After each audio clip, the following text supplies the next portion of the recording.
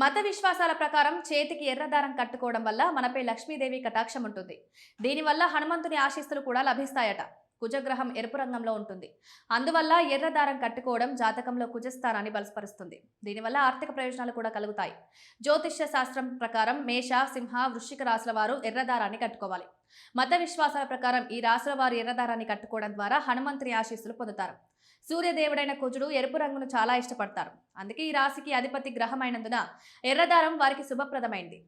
శని అనేది మకర, కుంభరాశులకు అధిపతి. శనిదేవునికి ఎరుపు రంగు ఇష్టముండదు కాబట్టి శనివారాల్లో శనిదేవుడికి నల్ల నువ్వులను సమర్పిస్తారు. అందువల్ల ఈ రెండు రాశుల వారు ఎరుపు దారాన్ని ధరించకూడదని జ్యోతిష్యం చెప్తోంది.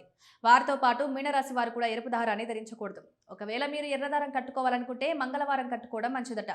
ఆ రోజు ఈ దారాన్ని కట్టుకోవడం వల్ల బ్రహ్మ అనుగ్రహంతో కీర్తి, విష్ణు అనుగ్రహంతో రక్షణ, శివానుగ్రహంతో అన్ని కష్టాల నుండి విముక్తి లభిస్తుంది. దీంతో పాటు లక్ష్మీదేవి అనుగ్రహంతో సంపద, దుర్గాదేవి అనుగ్రహంతో బలం, సరస్వతీదేవి అనుగ్రహంతో జ్ఞానం లభిస్తుందని కూడా నమ్ముతారు.